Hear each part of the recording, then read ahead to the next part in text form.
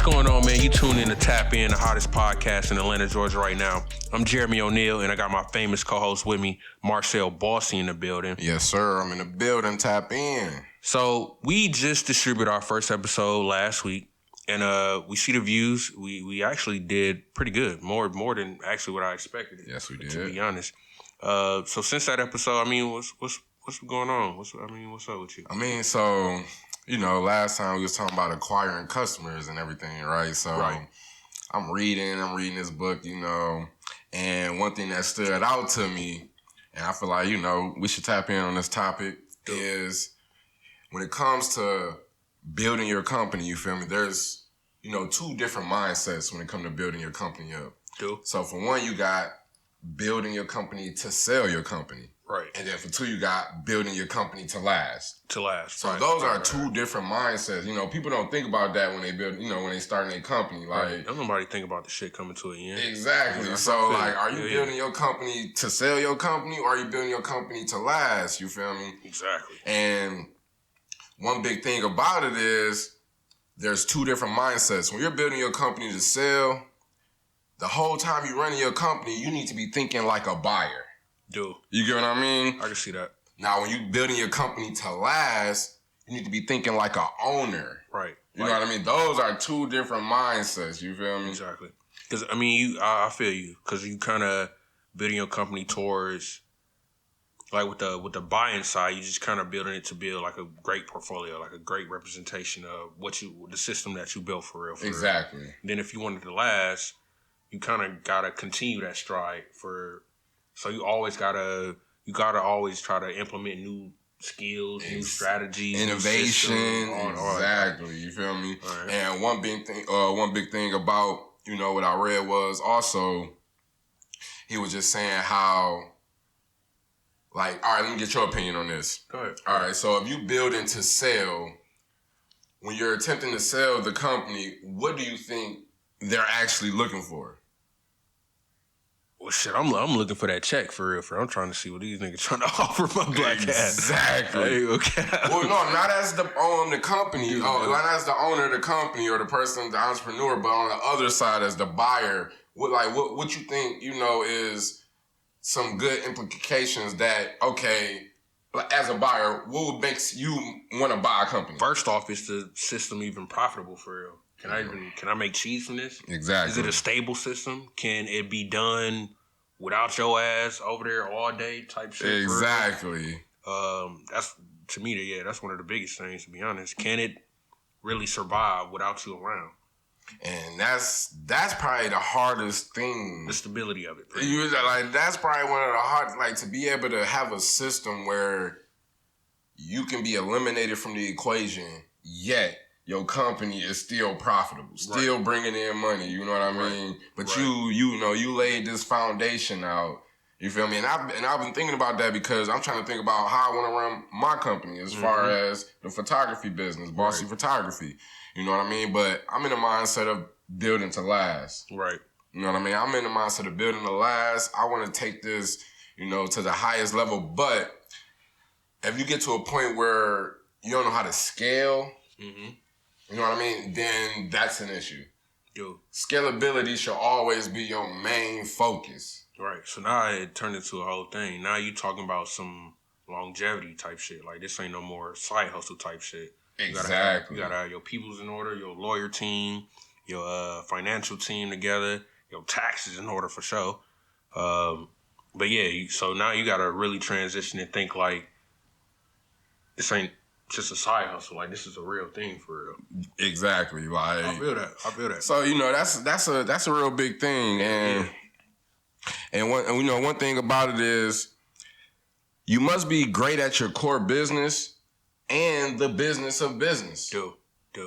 So I feel you too, because like going into my situation, I'm pretty much owner operator for real. Okay. Which pretty much means I'm there damn near on every single job for real, just to make sure shit goes the way it's supposed to go. Right. But see, that leaves a question in my mind too, like, am I really running a successful business if when I'm not there, can it still be successful? Right. At that point, it's kind of a job. Right. You know what I mean? And as an entrepreneur, the whole goal of running a business is not to have a job. Exactly. The whole point of this shit is having freedom. Exactly. And if you gotta be there 24-8 every single day, you ain't accomplishing your purpose for real. And I feel that. And I think a lot of times what it comes to with business is that trusting other motherfuckers to do the shit. Ooh, that's tough. Without you around.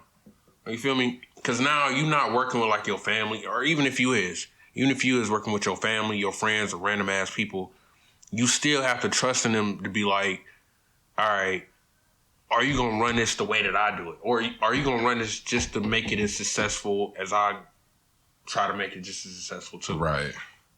And to me, that's the whole thing. So I feel you on that. It's definitely something to think about. Yeah, because that's been on my mind, man. I'm reading this book, and, you know, another little quote out the book is, you know, and to your point, how you feel about this? Never promote a man who hasn't made some bad decisions. You will be promoting someone who hasn't done much. Never promote a man who has made bad decisions. Never promote a man who hasn't made bad decisions. Who hasn't, because okay. You'll be promoting somebody who hasn't done much. All right, so. And we can go back to your experience, you feel me? Like, there's been so many, you know, like learning experiences, mistakes, you feel me, that lead to you being a better business owner. See, just hearing that shit, like, going back on my previous statement, like, I don't even know if I could really trust somebody who hasn't been through certain shit for real. The trenches, pretty much. Who hasn't been through world. Certain elements of the business world to be like, hey, I'm going to put you in a position to do X, Y, Z. Facts. Even if they have excellent prior training. Let's say they straight out of school. Right. And going straight into the industry that we in, whether it be photography or transportation. Right. Straight out of school. Grades got A1. all the books. Just good. Right. All right. They know every scenario, what to expect, this, that, and the third. But it's a whole nother thing because experience is a different teacher too. The best. Yeah, experience is a whole different teacher too. It's borderline like me watching you putting your hand on the stove, and then I read through the books and be like, yeah, Marsell Basi, he burned his hand on the stove. All right, cool. Then I go and actually put my hand on the stove. And that's when you really learn. Right, exactly. I won't be able to appreciate the lesson that you learned doing that shit because I ain't have to go through it for real. Facts. So now, yeah, I feel you on that shit. And I learned that, you know, from cold calling. Like you know, like we stated on the last one, you know, I'm watching YouTube videos of all these people, you know, cold calling, trying to get some skills, trying to get some knowledge behind it. Exactly. But it don't help unless I cold call. Exactly. You know, I have to actually pick up the phone and do it myself. So So yeah, that was just a good point. That jumped in on my mind, and we had to tap in on that topic for sure because I don't think a lot of people think about that as far as, you know, are you building your company to sell your company, or are you building your company to last for decades and decades and pass your company down throughout your family's generations, or just to a successor period? Dude, and that's definitely something you have to think about as far as like your whole structure or how you want to move through business. Because if it's about doing that one thing that you trying to master in for real, and doing that longevity wise and passing it off to your kids, and your kids take that and their kids take that, and, you know, your great grands and all like that Disney and Walmart and all these great companies. So there's definitely a whole structure for real. Instead of just building a solid foundation, a solid strategy, a solid structure to where you can be like, I'm cool with what this is. I'm going to pass this off to somebody else. I'm going to just collect my cheese, feel like this is what it was worth, and I'm going to just do my own thing after this. So that's definitely a dope experience. And it made me think about like myself and my business now too. The shit, like I said, I'm a owner operator, so I'm down there on every single job for real. I'm definitely trying to get out of that shit. But as far as that go, because I know you said you're trying to build like more of a lasting thing, I'm trying to sell this shit. Facts. I don't like moving. Man, it's tough. I don't know anybody who likes moving. And I move for a living. Like, I move professionally. Don't nobody like doing that shit. Oh my God, man. It's tough. I'm on there with you. I done been to plenty jobs and I didn't complain many times after the job. Like, boy, my back is banging. That shit full of that shit is bullshit. For real. That shit's bullshit, man. Like, I don't like moving, but I have built a whole living around this shit. Cause like I said, man, you get jobs. Oh, that cash flow is pretty decent. Oh yeah, it's cool. That cash flow is pretty decent. It's cool. I see the money coming in and out and going out now. You feel me? It's cool. It's all right. Got a little MacBook right here. You know, like Apple Watch. You know, gang. It's cool. But what I'm learning is you get these experience, and me being an owner operator, like I said before, I have to be on the scene of every single thing for real. Mm-hmm. So when you get these jobs. And these motherfuckers stay in like the 5th floor. It ain't got no elevator. It's just all stairs. And then you gotta take couches. You gotta take washers and dryers from the 5th floor all the way. Just thinking about that shit alone is already a headache. Yes. I honestly don't want to do this shit. And then don't want to. I mean, the money is cool, but then I honestly don't want to put nobody else through that shit either. Right. Because I know how real that shit is. Right. Like just doing that little tedious work. You gotta wrap the furniture. That shit is a fucking headache. Loading the truck. That shit is a fucking headache. Packing ain't no joke. So if you ain't, like I said, when I first came into this shit, my whole training module behind it was playing Tetris. Right. So if you ain't familiar with trying to balance shapes and sizes and fitting your couch in a motorcycle on top of the couch and just trying to do all this other crazy shit, man, that shit is a fucking headache. So, to be honest, man, that's why now I'm just really trying to build a system to where I can just let this shit go. Right. And move on to something else. Cause I mean, if you sell the company, you get a nice bag. Cause you know we got plenty of ideas. Big facts. You know, this is light work. You know, we just need that capital. Big facts. So if you can build it up to where somebody sees an opportunity that they can take people that's already goats in the in the moving business. They see you got a stupid customer base, and they see your profit in your system. You know, you get that bag, you move on and start new ventures. You feel me? Exactly. And I don't want any of my other entrepreneurs, my other business owners to think like you are just limited to that lane that you in. Like running a business is a whole skill. Mm-hmm. Like owning a business is a whole skill. Mm-hmm. Running that bitch is a whole skill. Which translates to a lot of different industries. Exactly. Yeah. Exactly. In a lot of different industries, they look at that as a balance, like, oh shit. Yeah. Nigga, like you had control of a whole process. Not only had control of it, you made this shit. You created it. Yeah.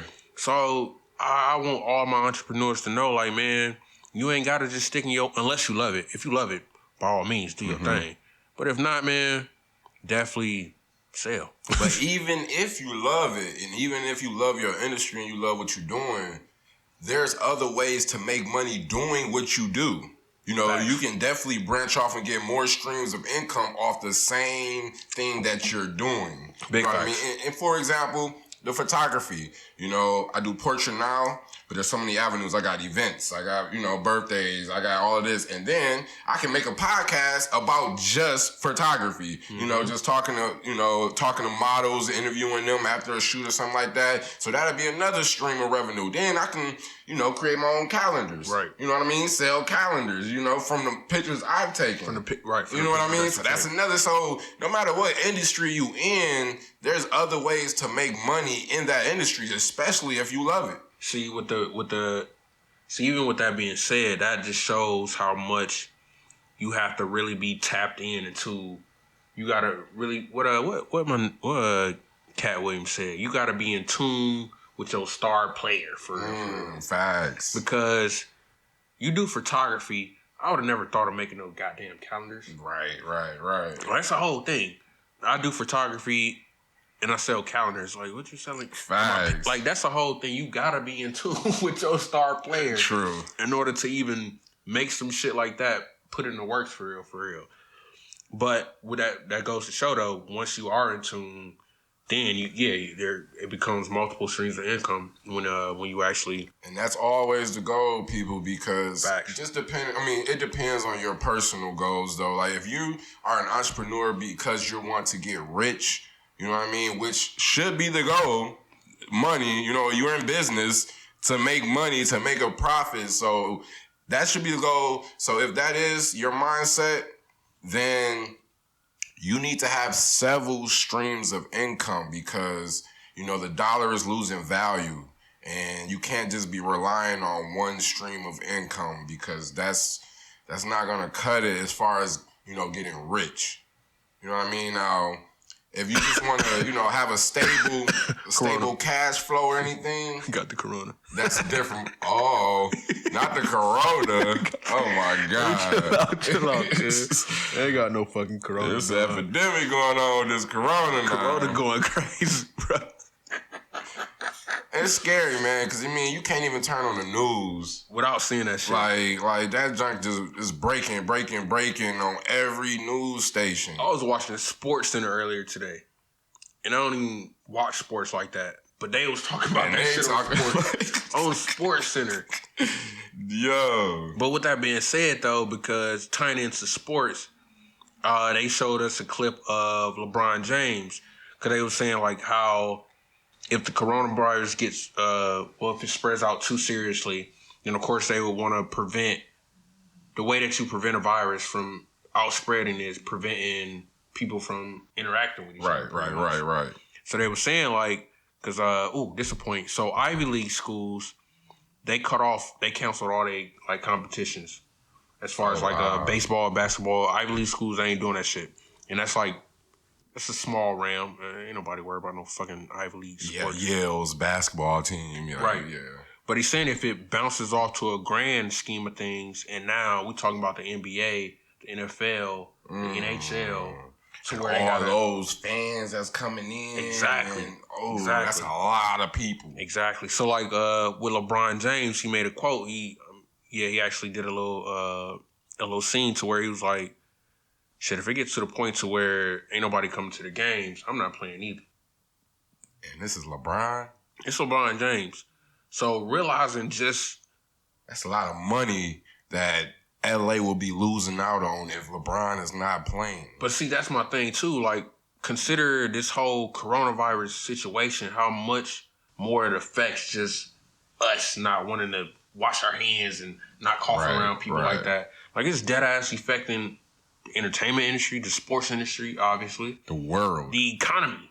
Because the stock market crashing. The stock market had the biggest drop since, they said since maybe 2008 during that, like from this virus. The stock market is down because, China run things as far as economy is concerned. Supply, they supplying the whole world with products and stuff. So, and it's in China. Like, this is where it stemmed from. So they pretty much got to shut down their operations, which is affecting the whole entire world. Exactly. And remember the job that I had a couple weeks ago with fam, where we had to load up the truck and then put it into the pods? Mm-hmm. So you remember Shorty said that her son was coming to help us because he ain't had work that day. And because they ain't had no shipments coming in and out. So he couldn't he couldn't stock for real. That's the reason. He was a stocker, so they ain't had shit to stock because they canceled all the shipments. So I'm sitting here thinking, like, damn. That's tough. This shit is really affecting a lot of shit for real. That's tough. And I'm kind of bouncing back and forth. Like, I don't know if it's just a mass hysteria. The niggas is bugging the fuck out over coronavirus. And true enough, the flu, I mean, it happens every year. Right. It kills niggas it kills them. A lot of people. Like, what people really don't understand, like, the flu is serious. Like, and that happens every single year. Thousands and thousands of people. Right. I think, like, just last year, the last time I was reading something was 2019. Shit, it took out 14,000 people. Just the flu itself. Just the flu. So I'm just a little conflicted because of course I know that this is something that should be taken seriously. Mm-hmm.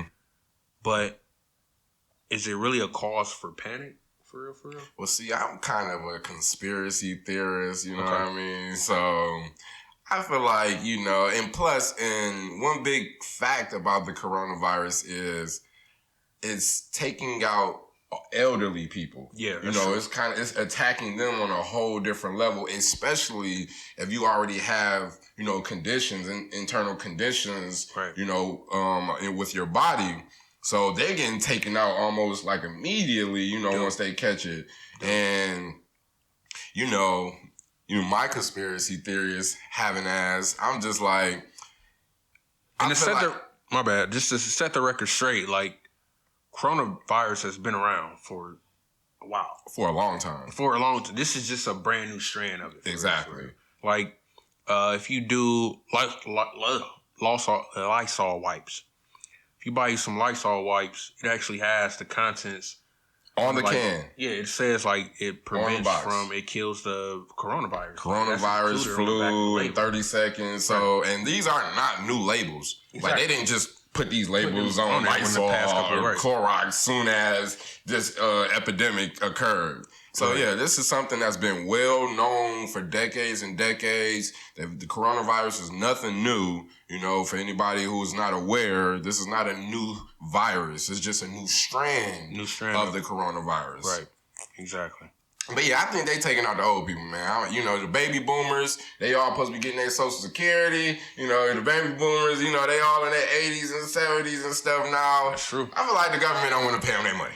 They taking them out. You feel? They taking them out. That's true. Oh shit, that's a tough one there. You talk about niggas' retirements and shit. God. Social Security, they don't want to pay that Social Security, man. So many people supposed to be getting it right now. You know the word is by the time we supposed to be eligible for Social Security, that shit gonna it won't exist. You know what I mean? So I feel like they out here, you know, doing some foul play. That's a fact. But see, the crazy thing about it is. And I'm going to say this lightly, but I definitely want y'all to take it seriously, too. Because this is a real virus. People are actually passing and getting sick from it. Yeah, people are dying. People are really dying around the world. Like, we have deaths in the United States from this virus. Oh, speaking of which, I just thought about it. It was actually recorded in Fulton a couple days ago. That's getting close to home now, guys. Yeah, we in Atlanta. So, I think it was... What's today? Thursday? I think it was Monday. Let me actually pull up the article real quick. Monday, it was reported that on March 9th. I'm sorry. Okay, that was yesterday. So, yeah, that was Monday. Damn, I said today was Thursday. I'm tripping. Today is Tuesday. But, yeah, the first recorded incident was actually in Fulton County. A teacher who actually worked at 2 schools in Fulton County, Bear Creek Middle School in Fairburn, and then Woodland Middle School in East Point. And that's, of course, we know that's Fulton County. Actually got sick and was tested and found out that she did have the coronavirus. So they ended up shutting down the schools. And this elementary schools, right? Elementary school. Elementary school and a middle school. Well, no, I'm sorry. This is both middle schools. Both middle schools, okay. Both middle schools. So they end up shutting down the middle schools. And then they actually end up sending out a whole letterhead. The superintendent, the school board, sent out a whole letterhead to the students, the employees, and the families, letting them know they finna shut down school for. I think they came back. What's today? Wednesday, Tuesday. I think they came back today, but it definitely was a day. So they opened the schools back up? Yeah, I believe so. So they must have just took her out of they quarantined her. Right. But that's still risky. Right. Because, if she coughed or sneezed or on her hands and touched something, and, it is, there's very few cases of children being, chronically ill from this virus or anything like that. Like I said, it's attacking the older folks. But say a child touch anything she touched and take it home. Right. They could stay with their grandma or their mama and, they coughing and sneezing around the house now. And now, the whole family is sick. All right, so I'm sitting here reading now. The letter didn't necessarily say when they could return back to school, so I don't even know if they might still be out today. But I do see here, it says until further notice, there won't be no international field trips, or there will be no out-of-state field trips as well. Oh, my. It says will not be approved. Wow. Will not be approved. Trips as far as air travel, events is going to be on a case-to-case basis, but it doesn't necessarily say when they go back to school, because I know they took them out yesterday, because this is when this report came out. But even if that's the case, I mean, that's still crazy. That's obviously something serious to where they got to make a whole letterhead and be like, "Oh, this is a real thing. This is a whole announcement." Mind you, the CDC is downtown, Right. Like they right here. right here, and But that don't make me feel no more safer. it really don't. Like, It really don't. To be honest, they can't, jump in front of the virus before it hit me. exactly. And like, I don't feel safer just because they're here. But see, what's crazy about it is, it ain't like it's not no vaccine or nothing like that. But then the only like sense of preventing the actual virus is just washing your hands, like just being clean. You cough in your hands, wash your hands after that, throw your tissues away. It's not a third. To me, that's light work. If it's a whole outbreak for real, Right. you can't just tell nobody wash your hands and you be good. Like, Right. That's not gonna make me want to calm down. Right. I don't even believe that's true because, say for instance, somebody, sneeze in the air. I feel like, it's airborne as well. Right. Because it takes a while for the virus to die, outside of the body, but it don't die immediately. Right. Mind you, too, you got people walking around here with the mask on. That don't prevent shit. Right. Like you can still get in the mask. Yeah. Like, these masks have microscopic holes in them, and viruses are microscopic things. And I don't know. It's just crazy. Yeah, it's wild. In Japan, they getting it tough too because no flights are allowed to go to Japan from America. Is that the same with China? China's so big. Dude. It has, Japan is smaller, so that whole country is quarantined. Right. I'm not sure if the whole country of China is quarantined because it's so huge, and I don't think it's hit all over China. Right. You know what I mean? I know I know Wuhan is where it came from, where it started. Right. So I'm pretty sure Wuhan is over with. Like, can't nobody go to Wuhan. Dude. I'm pretty sure, like, they quarantined to death because, the doctor tried to warn us, and the Chinese government silenced him, and he died. The doctor who, months ago tried to warn everybody about this virus. And, the government made him sign some papers saying that he was over-exaggerating, that it's not that serious, not that big of a deal. It's just like a little cold or something that people would get over. And he ended up catching the coronavirus from trying to help people. Dude. And I kind of see like different perspective of it. It's because, like we mentioned earlier, the CDC reported 14,000 people died just last year from the flu. Right. But it wasn't it wasn't no frantic wasn't nobody running around here talking about the flu like that. Yeah, people don't panic over the flu like. Right. And this is going on every year. You're right. I think it was 14,000 last year, then it was 12,000 a year before that. That's 16 I'm sorry. That's 26,000 people that have died in the last 2 years about something that we just take as a grain of medicine salt for. Right, like we don't even take precautions for the flu. Right. We just living. Right. So, I really feel like this shit, it's a serious matter, but at the same time, it shouldn't create this much hysteria. Right. Because I have read a statistic, not sure how true it is, but they said 80,000 out of the 100,000 cases have beat the coronavirus. Right. You know what I mean? So it's really, I feel like it really has to do with, the elderly and them having like internal health issues. Dude. You know what I mean? And see what you're saying that now, as far as like the schools and a lot of these other companies being rescheduled and stopping press of doing different products, bringing them back and forth to the U.S. and everything. I'm really thinking like, is it pertaining to just the virus itself, or is it because so many people are fearful of it? And we know fear, that creates a whole different... Right. That creates a whole thing. Right. Somebody's scared of something that's not even real. Just the fact that you actually scared of the shit. Right. And the media love to run with that. They like to play on people's fear. Exactly. It's like, let's being said, Coachella. Coachella's finna come up soon. Mm-hmm. I think it's in... March? I think it's in April. It's normally, twice a year? So Coachella actually got rescheduled. So they're talking about rescheduling it. But just the fact that that's actually even a conversation, I'm sitting here thinking, is it because of the actual virus or because of the fear of getting the virus. That's creating the whole problem for real. Yeah.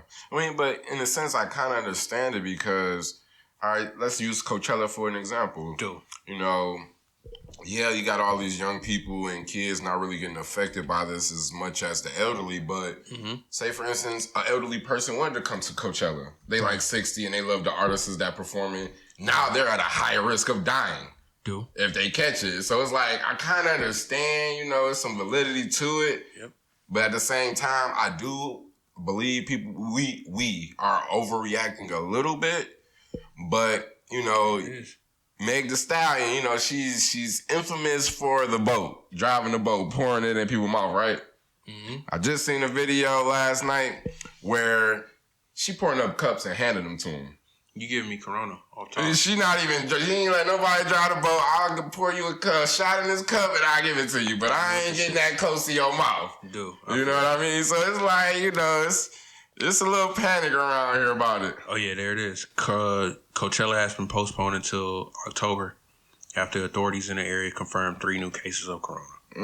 So there we go. And that's in New York. 3 new cases? Exactly. So now it goes to show, like, and I'm sitting here thinking of the timeline of how much more this just affects, whether it's the virus itself or the fear of actually getting the virus. Whatever is affecting stuff, how much more effect this has on everything outside of that. Coachella is getting postponed. Yeah, everybody goes to Coachella. That's a big deal. Every year. So now you got to think about the people who actually plan to go to this festival prior to time. I bought my tickets to go to Coachella in April. Right. It's not going to happen no more. You got to think about the people who actually scheduled to take that time off to go to Coachella in April. And now there's a fact, I mean, it's a possibility that it's not going to happen no more. Facts. So what happens now? Does Coachella pay these people their airline tickets back? I mean, do they do that? Do Coachella talk to these businesses to get people they paid time off? Yeah. Do they get their paid time off back now because they done took the time off? Or like it's a lot of stuff that goes into that. Just saying, just that one festival is being canceled, or not even canceled, but just postponed, or even talking about being postponed. And then I just sit back and think too that that just causes more hysteria.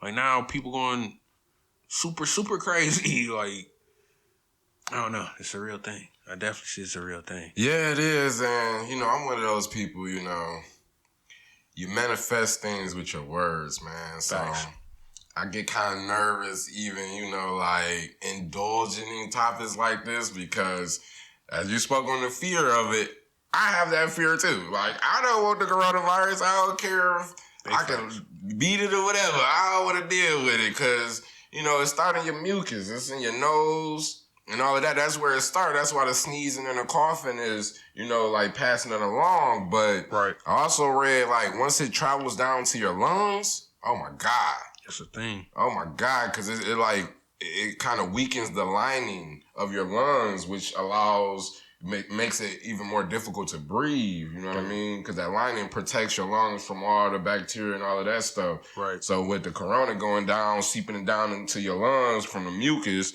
is just cutting out that lining, you know, and now you're susceptible to all types of things. Shit.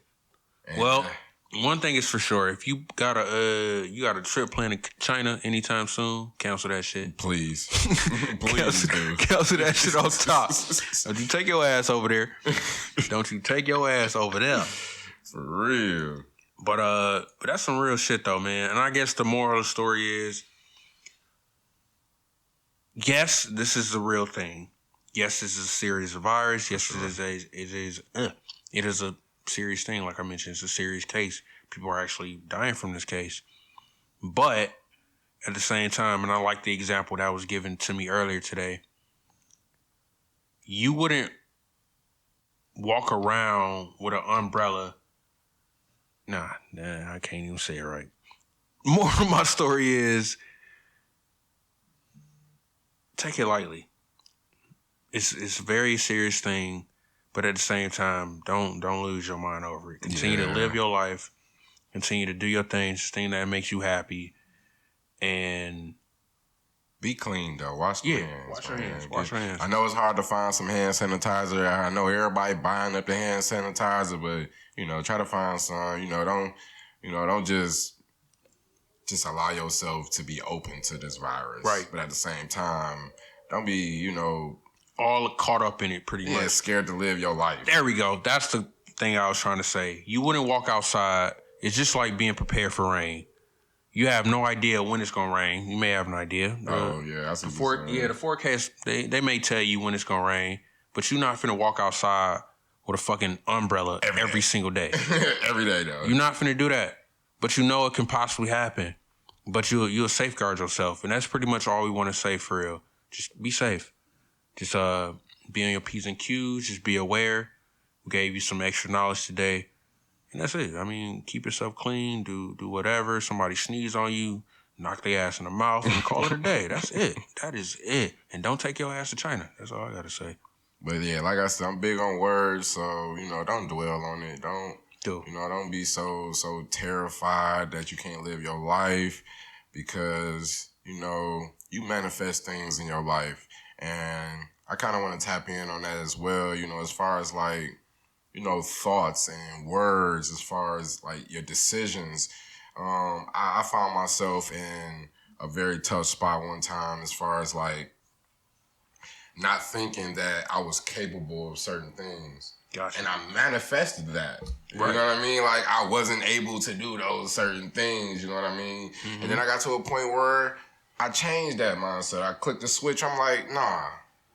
I am about this. I can do this. And I started doing this, and I started being about that. So, like I want people to be mindful of what they manifesting in their life. You know what I mean? Exactly. That's a good point. Definitely. Like you said before, just being mindful, manifesting certain things. If you walking around here thinking you're gonna get the coronavirus, just leave it at that. And I want to leave everybody with a quote, that I read. I think it's very powerful. And the quote is, "Speak what you seek until you see what you said." Ooh, that's some real shit. I want y'all to, I want that to settle in. Speak what you seek until you see what you said. Shit. Well, I guess that's today's episode. Appreciate my co-host Michelangelo over here for dropping them gems. I appreciate it. Hey, I'm gonna keep y'all with a nice little quote, every time. Next week he gonna talk in tongues, so y'all tune in for sure. but hey man, like always, this is Jeremy Oneall, and I got my famous co-host with me. Already. Marsell Basi in the building. And yeah, just tap in, man. We tapping out. Word.